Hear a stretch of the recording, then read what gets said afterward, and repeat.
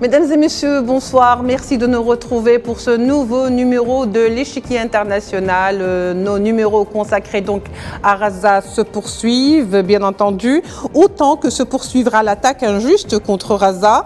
Comme un antidote contre l'oubli, nous parlerons aussi de cette plainte que des avocats et magistrats sud-africains comptent déposer contre les gouvernants britanniques et états-uniens pour complicité de crimes de guerre à Gaza, mais qui fait suite bien sûr à la plainte déposée auprès du CIG, on le sait très bien, la Cour internationale de justice pour génocide, une plainte déposée contre l'entité sioniste, une démarche qui, même si pour certains elle risque d'être sans effet palpable, sur l'entité sioniste, d'aucuns ne peut toutefois nier que les grands projets ont souvent commencé par des idées, par un premier pas, ce qui est sûr que dans sa grande symbolique et pas que, ce procès aura au moins servi à pointer un doigt accusateur sur l'entité sioniste et devant la justice internationale, chose à laquelle l'entité sioniste ne s'est pas accoutumée.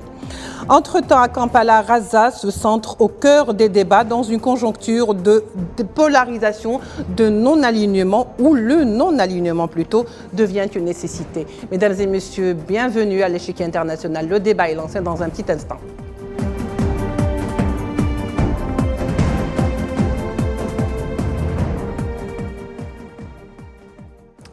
Alors, pour en parler ce soir, nous recevons avec beaucoup de plaisir, comme d'habitude, M. Miloud Chennoufi. M. Miloud Chennoufi, bonsoir. Merci d'avoir accepté notre invitation. Bonsoir et merci pour l'invitation. Je rappelle que vous êtes professeur de relations internationales au Collège des forces canadiennes à Toronto. Monsieur Miloud Chennoufi, alors que 50 avocats sud-africains déposent une plainte auprès de la CIG contre des gouvernants britanniques et des États-Unis, c'est une première en soi, après bien sûr la grande première qui fut donc l'historique, presque même le dépôt de plainte auprès de la CIG contre l'entité sioniste pour génocide. Effectivement, et en fait, on peut comprendre l'orientation de l'Afrique du Sud, puisqu'après avoir fait leur procédure contre Israël à la Cour internationale de justice, on peut imaginer la réaction. Et la réaction est d'un côté de nier, c'est un peu ce que les avocats des Israéliens ont essayé de faire, mais également de marginaliser le sujet lui-même, puisque il est très peu abordé, notamment dans la presse occidentale, ou surtout dans la presse occidentale. Et puis, en troisième lieu, une pression qui est exercée derrière les portes closes contre l'Afrique du Sud, bien sûr, mais contre d'autres pays qui seraient tentés de soutenir de manière un peu plus vocale cette initiative. Eh bien, l'Afrique du Sud, à travers leur action, montre qu'ils ne reculent pas et qu'ils considèrent qu'ils ont un dossier suffisamment complet, qui est encore plus complexe que celui de la responsabilité directe d'Israël dans le génocide des Palestiniens, puisque ce génocide, s'il est établi, n'aurait jamais pu se produire sans le soutien inconditionnel que Israël reçoit des pays occidentaux, principalement les pays anglo-saxons comme les États-Unis et le Royaume-Uni. Oui, très bien. Alors, Miloud Chennoufi, il y a quand même un aspect, depuis quelque temps, on parle énormément de cette plainte déposée auprès de la CPI, celle qui est déposée auprès de la Cour internationale de justice et d'autres plaintes, celle qui vient de faire suite donc à l'instant. Alors, pour beaucoup d'observateurs, mais aussi de citoyens du monde, qui disent que finalement, c'est peine perdue, ça sert à rien de poursuivre l'entité sioniste, parce que l'entité sioniste est connue pour être une entité protégée, et donc, à quoi ça sert? Mais il faut dire aussi que lorsqu'il y avait les accords de Balfour, c'était aussi de l'encre donc noir sur blanc et que ça transformait en réalité. Il faut dire qu'également ce qu'on appelle aujourd'hui l'État d'Israël était un rêve sur un papier qui s'est transformé en réalité. Aujourd'hui, ce n'est que peut-être le début qui transformera dans le futur en réalité. Permettez-moi un parallèle. Oui. Si la logique selon laquelle l'action auprès de la Cour internationale de justice est en fait marginale avait été appliquée ou avait été appliquée par les leaders de la révolution et de la guerre de libération en Algérie, l'Algérie ne serait jamais indépendante. Vous comprenez? C'est la raison pour laquelle il faut insister sur l'importance de ces actions-là. Vous comprenez que les affaires mondiales fonctionnent aussi à travers une concurrence des récits narratifs. Et jusqu'à tout récemment, disons que le récit narratif qui essaie de marginaliser la question de la colonisation des terres palestiniennes, la question de l'occupation, en essayant de lui substituer un autre récit narratif, eh bien, ce récit narratif s'est effondré en faveur d'un autre récit narratif, et pour cela, il faut reconnaître que c'est qu'on le doit à l'Afrique du Sud, qui remet sous le radar le fait que la question palestinienne, c'est une question d'autodétermination d'un peuple qui non seulement subit l'occupation, mais il subit également une entreprise génocidaire. Donc vous comprenez que les termes de la discussion sont complètement différents comparés aux termes qu'on avait un peu plus tôt. Et de ce point de vue-là, c'est important. Alors, laissez-moi juste dire quelques mots sur la Cour. C'est vrai que la Cour internationale de justice n'est pas une cour pénale. C'est-à-dire que les décisions qu'elle prend, elle ne va pas, par exemple, condamner le pays ou la partie qui est accusée à tant d'années de prison ou à telle ou telle peine. Ce n'est pas comme ça que fonctionne la Cour internationale de justice. C'est une institution relevant des Nations Unies qui donne des avis. Et ces avis-là, généralement, ne sont pas nécessairement suivis d'actions, mais ils participent à orienter, à structurer la discussion mondiale. Juste pour vous donner un exemple, il y a quelques années, les Philippines ont accusé la Chine à propos des contentieux maritimes, et la Cour a tranché en faveur des Philippines, disant que cela, c'est vrai, n'a pas amené la Chine à changer complètement de politique, mais cette décision-là a été prise en compte dans les calculs diplomatiques de la Chine. Donc vous comprenez que maintenant, c'est un peu ça l'objectif, c'est que cette action doit être suivie par d'autres actions diplomatiques qui remettent sur la sellette la question palestinienne, pas uniquement ce qui s'est déroulé depuis octobre à Gaza. Alors, la question palestinienne ou le génocide à Gaza est également à l'ordre du jour au sommet de Kampala, à Kampala, donc en Ouganda, où se déroule le sommet des non-alignés. Alors, un concept quand même qui date des années 70, mais hélas, qui est aujourd'hui très nécessaire, disons, puisqu'il revient en force dans un monde quand même de polarisation, une conjoncture même politique, géopolitique de polarisation, avec ce qui s'est passé, c'est-à-dire en Ukraine, la guerre en Ukraine, et aujourd'hui la guerre à Gaza. Faut-il réellement aujourd'hui être obligé pour certains États de se positionner, n'être ni pour ni contre, mais juste avec l'égalité et l'égalité internationale surtout? Vous savez, lorsque la scène mondiale est polarisée, chaque pôle va essayer d'attirer et polariser, pour ainsi dire, les autres joueurs en sa faveur.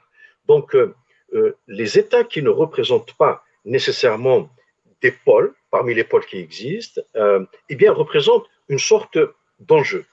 Et l'idée du non-alignement, qui est née dans le passé dans le cadre de les luttes pour l'indépendance, la décolonisation, mais également après dans le cadre de la guerre froide, consistait à dire que les conflits qui opposent les grandes puissances ne sont pas nécessairement les conflits des autres États. Et ces autres États ont leurs propres intérêts, ont leurs propres problèmes à régler, et par conséquent, il est nécessaire qu'ils s'expriment de leur propre voix et de manière autonome. Alors, aujourd'hui, le contexte a changé. Nous ne sommes plus dans un contexte de guerre froide, ni celui de la décolonisation, à l'exception, bien sûr, de la question palestinienne et de la question sahraoui. Mais le contexte, de façon générale, a changé. Nous entendons de plus en plus l'expression pluri-alignement. Oui. Et je crois que c'est à peu près ce que les États non alignés d'aujourd'hui ont intérêt à faire. Et ils n'ont pas à jouer, si vous voulez, le vecteur de projection de la puissance de tel ou tel pôle, mais ils peuvent bénéficier effectivement de ces concurrences-là pour faire avancer leurs propres intérêts. D'où l'importance de groupements comme cela. Je terminerai avec ce point. Le fait d'avoir un mouvement pareil, et j'utilise le terme mouvement exprès, c'est-à-dire que ce n'est pas nécessairement que tous les États qui font partie de ce mouvement-là ont les mêmes intérêts et devraient s'unir à la manière d'un regroupement régional, etc. C'est trop complexe, les pays viennent du monde entier, mais il existe des points communs, et ces points communs, ce sont des intérêts qui sont différents des intérêts des grandes puissances et des grands pôles. Et à travers ces mouvements-là, on peut faire avancer ces sujets-là. Très bien. Alors, Monsieur Milad Chenoufi, je vous propose d'écouter ensemble le Premier ministre algérien Nadir Al-Arbaoui qui est présent donc au sommet de Kampala. Il représente le président de la République Abdelmadjid Tebboune. On l'écoute justement sur la question ou la position de l'Algérie sur la question palestinienne et sur cette nécessité du non-alignement en cette conjoncture politique aujourd'hui. Tout de suite. Le génocide en cours en terre de Palestine occupée, exercé par la machine de destruction sioniste, notamment dans l'enclave de Reza, est un exemple concret de l'échec de la communauté internationale à mettre en place des critères et des règles qui s'appliquent tous azimuts, sans distinction ni sélection aucune, car l'occupation israélienne ignore les décisions du droit international sans rendre de compte et sans sanction. Dans ce contexte, nous devons tous réitérer à haute voix que le temps de l'impunité est désormais révolu. Très bien, alors Monsieur Milad Chenoufi, on l'a entendu, le temps de l'impunité est révolu. En tous les cas, c'est tout à fait l'impression que ça nous a donné lorsqu'on a vu l'initiative de l'Afrique du Sud, puisque même l'avocate, donc parmi les 50 avocats de ce groupe, de 50 avocats qui a pris cette initiative, avait déclaré à la presse internationale, lorsqu'on lui a posé la question pourquoi aujourd'hui l'Afrique du Sud déposait plainte justement contre l'entité sioniste, elle disait pour justement montrer au moins cela, parce qu'on sait très bien qu'il y aura pas mal de choses par la suite, mais au moins montrer que l'exception sioniste ou Israël est terminée. Est-ce le cas, M. Milad Chenoufi? Dans un certain sens, puisqu'effectivement cette initiative a eu lieu, on pourrait dire qu'il y a juste 10 ans, elle aurait été inimaginable. Oui. Même si les pratiques israéliennes à l'égard de la Palestine contenait déjà des crimes de guerre et des actions tout à fait condamnées par le droit international, comme par exemple la construction de colonies sur les territoires palestiniens. Maintenant, l'impunité n'est pas totalement révolue, même si son époque est effectivement révolue. Pourquoi? Eh bien, tout simplement parce que vous avez des États très puissants dans le monde, principalement en Occident, à commencer par les États-Unis, qui continuent de manière très déterminée à faire en sorte que l'impunité d'Israël se poursuive. Milad Chenoufi, il y a quand même un point très essentiel. Certains vont se poser la question, alors pourquoi c'est l'Afrique du Sud qui dépose plainte auprès de la CPI et encore de la Cour internationale de justice? Pourquoi c'est pas un autre pays arabe, encore plus peut-être des pays qui seraient donc très pro-palestiniens? La question, je vous la pose, Monsieur Milad Chenoufi. Vous avez tout à fait raison, et les observateurs qui relèvent que les pays arabes auraient pu être derrière cette initiative ont absolument tout à fait raison.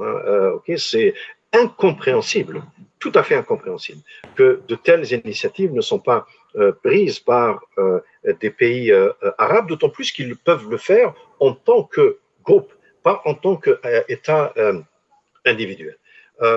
Et c'est au gouvernement des pays arabes à répondre s'ils sont interpellés sur cette question-là. Ils devraient l'être. C'est, à mes yeux, complètement incompréhensible. Oui. Maintenant, pourquoi l'Afrique du Sud? Vous savez que pendant l'ère de l'apartheid, l'un des alliés principaux du régime d'apartheid en Afrique du Sud, c'était Israël.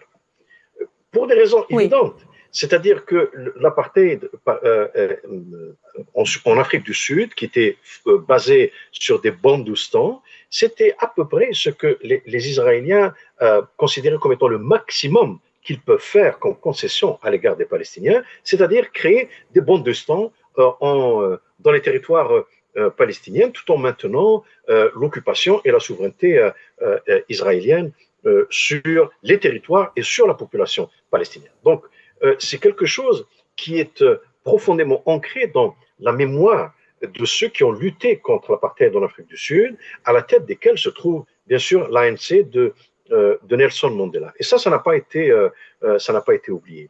Ensuite, vous savez, Desmond Tutu, qui était donc ce religieux compagnon de Nelson Mandela, avait été l'une des premières personnalités au monde à parler d'apartheid imposé aux Palestiniens. Oui. Et après une visite justement dans la région, il avait dit que c'est encore pire que l'apartheid que nous avons subi en Afrique du Sud. Donc vous voyez qu'il y a une convergence de destin, j'allais dire, qui explique aussi cette action-là. Je terminerai avec un point. Vous savez qu'il existe une communauté juive en Afrique du Sud. Tout à fait.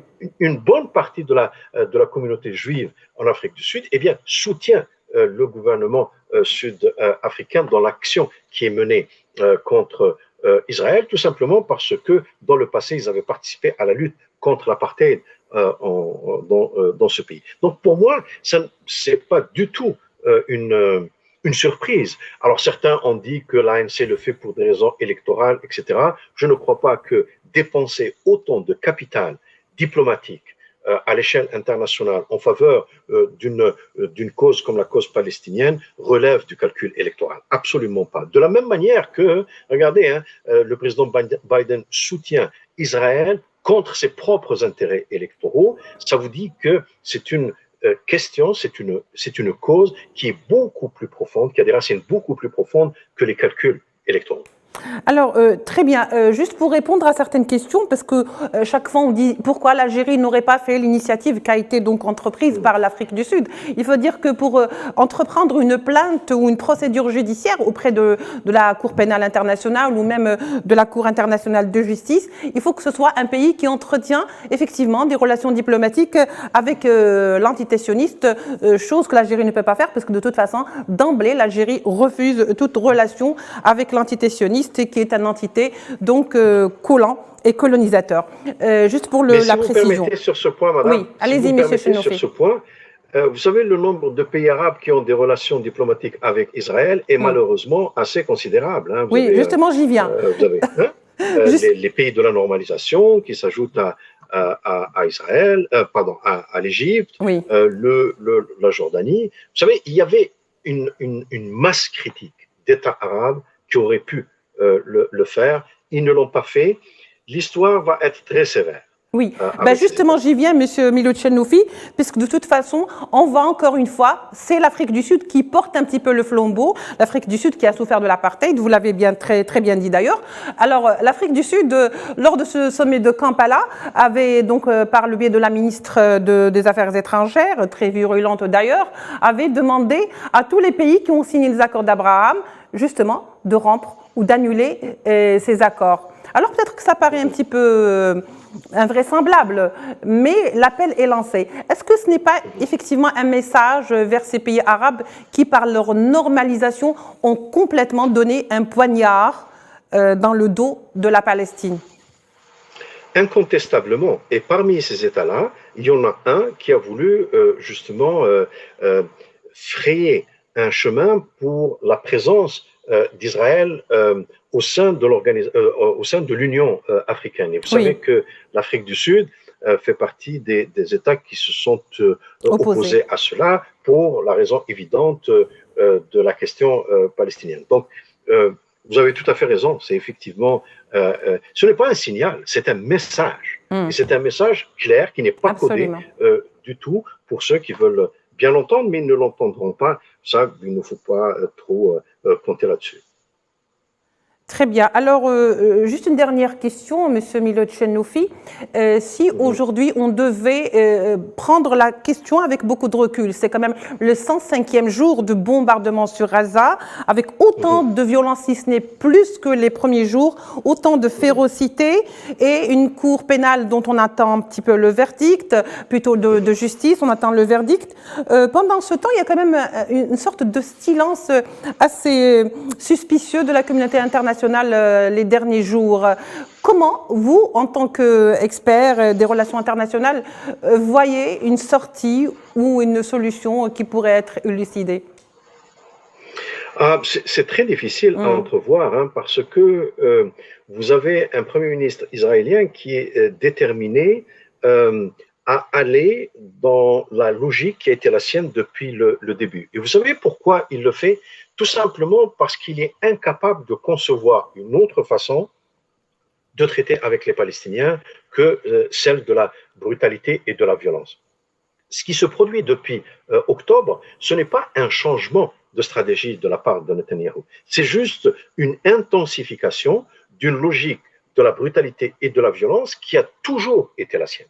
Vous comprenez? Donc, c'est un homme qui est tout simplement incapable d'autre chose. Il a un esprit qui est totalement dominé par un fondamentalisme religieux extrémiste qui l'empêche de voir dans les Palestiniens des êtres humains. Et c'est la raison pour laquelle son action a pour corollaire la déshumanisation systématique des Palestiniens.